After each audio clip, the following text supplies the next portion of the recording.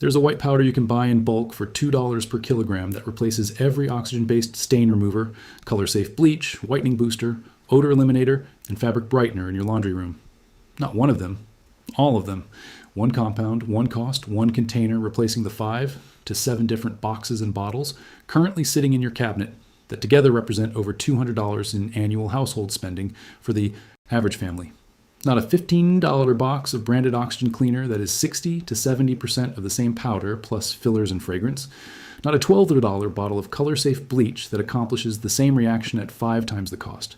Not a $9 whitening booster. Not a $12 odor eliminator. Not a $14 specialty pretreatment spray.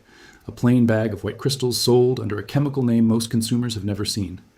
Available from bulk grocery stores, chemical suppliers, zero-waste refill shops, and online retailers at 1 to 5 of the 1 in 10 the cost of the branded products that have been selling it back to you in fancy packaging for 80 years.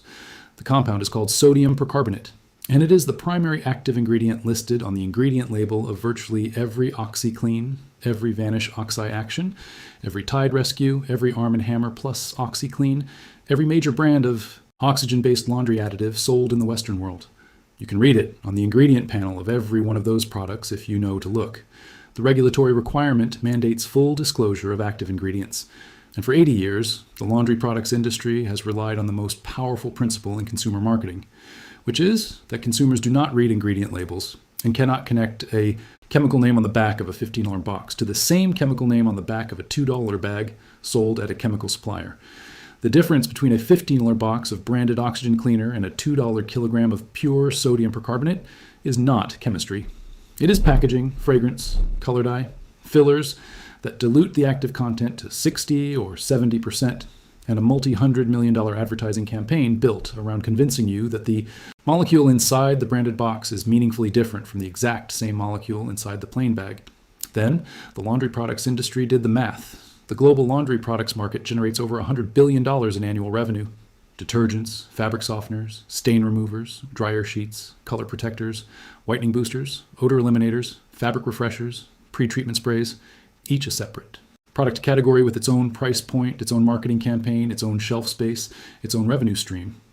A $2 compound that replaces 5 to 7 of those product categories cannot be allowed to become common consumer knowledge. They did not suppress this because it failed. They buried it by making sure you would never recognize the chemical name printed in small type on the back of the box you already owned. This is the story of sodium percarbonate, the compound industrial laundries have used for over a century, and the one powder that $100 billion industry prays you never buy direct from a chemical supplier. If these stories matter to you, the subscribe button and the bell are the best way to make sure this knowledge survives. Now let me take you back to where this all begins.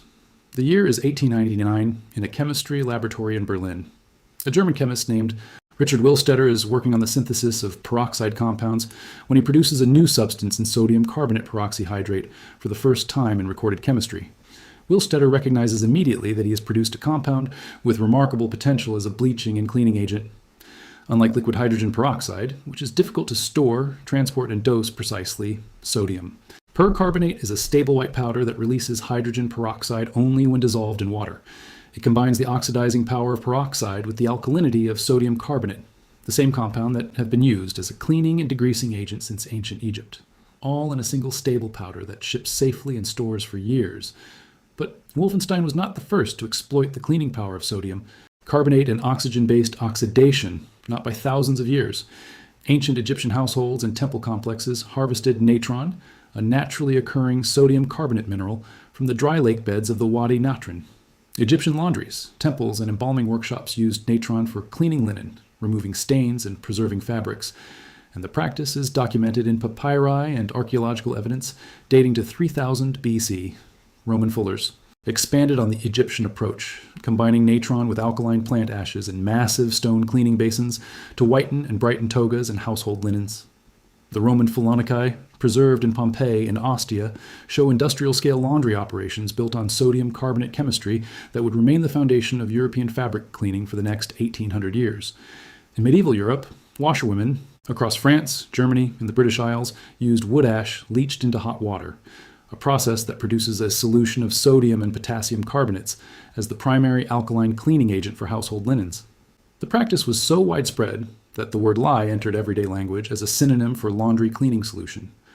Medieval bleachers combined ash lye with sun-exposed linen and laid on grass, and modern chemistry has confirmed that the combination of alkaline carbonate solution and UV-generated hydrogen peroxide on the grass surface produces the exact same chemistry that sodium percarbonate delivers in a single powder today.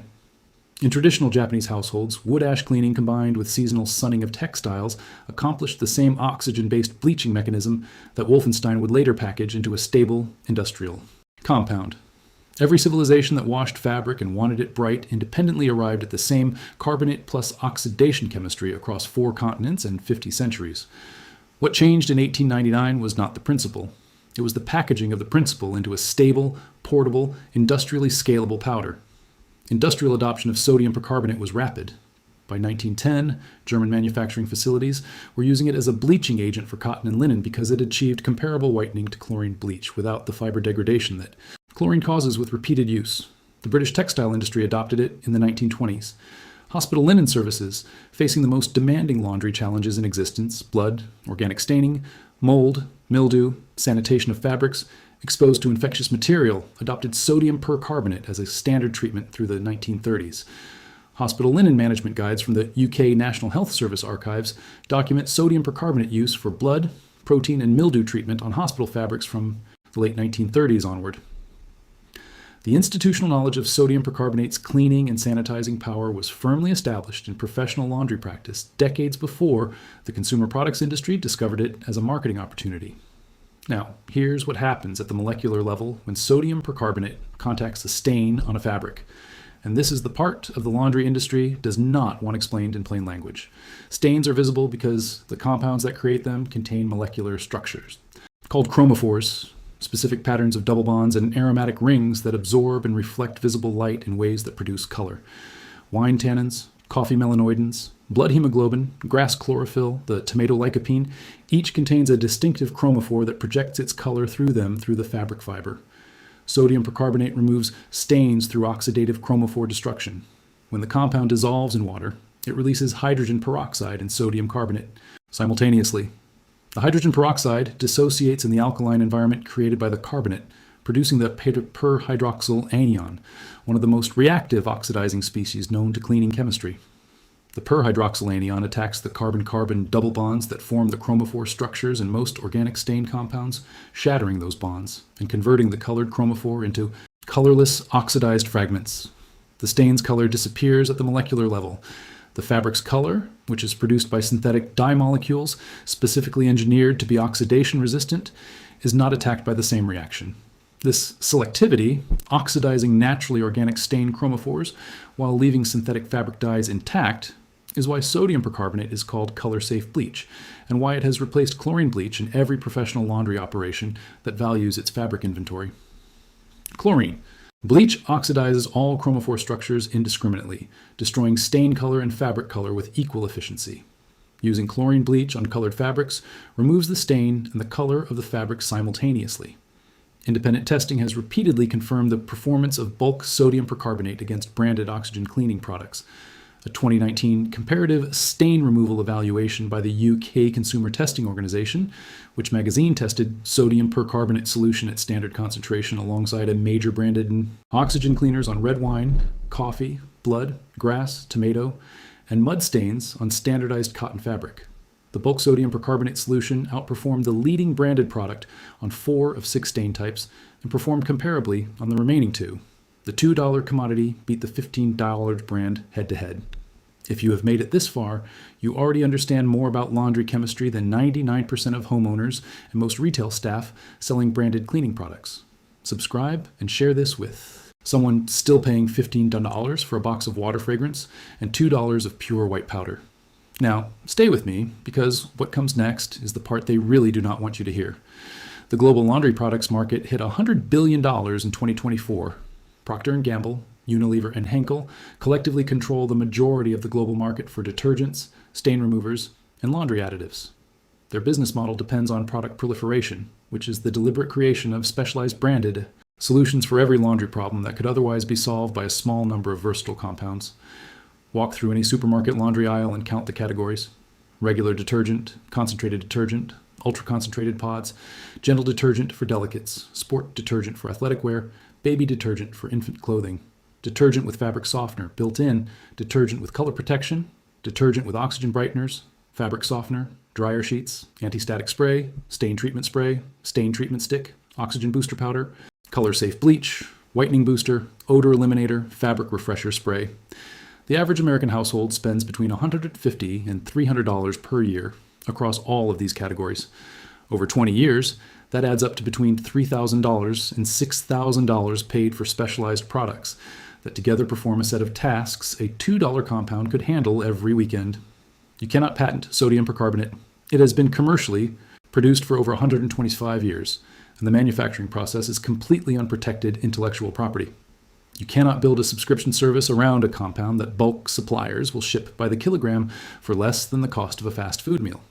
You cannot sustain a $100 billion laundry products industry on a plain white powder sold in zero-waste refill shops and chemical supply catalogs. And you cannot justify a $15 box of branded oxygen cleaner when the primary active ingredient costs $2 per kilogram. And that branded box contains less than a full kilogram of the active compound diluted with fillers, dyes, and fragrance. So the industry did exactly what it always does when a cheap, unpatentable solution threatens a high-margin product line. They repackaged it. They gave it a proprietary name. They added fragrances and colorings to make the branded version feel meaningfully different from the raw compound. They invested billions in advertising to establish brand recognition without everyone's telling consumers that the active ingredient was available as a bulk commodity. The strategy is not to hide sodium percarbonate. It is listed on every label because regulatory disclosure requires it. The strategy is to ensure that the consumer never connects the chemical name in small print on the back of the box to the plain bulk powder available from chemical suppliers. The private label opportunity, the possibility that retailers might source sodium percarbonate directly and sell it at a fraction of branded product pricing, has been partially realized in European markets where consumer awareness of oxygen cleaning chemistry is higher. In Germany, private label oxygen cleaning powder is widely available at grocery discounters for less than €2 per kilogram. In the United Kingdom, store-brand oxygen cleaning powder is standard at major supermarkets. In the United States, the branded product continues to dominate because the heavier advertising investment has maintained lower consumer awareness of the underlying chemistry for 80 years. I need to be honest about the limitations because credibility matters. Sodium percarbonate works brilliantly in warm water between 40 and 60 degrees Celsius and requires dissolved oxygen to complete its reaction. So, cold water loads benefit from an initial warm water soak before a cold wash cycle. It is less effective on greasy or oil-based stains, which require a surfactant action from detergent rather than oxidation. So, grease and motor oil. Stains still need a separate detergent treatment. It can damage wool, silk, and some vintage dyes with extended exposure. So, test a hidden area first on delicate fabrics, and it must be dissolved in water before fabric contact.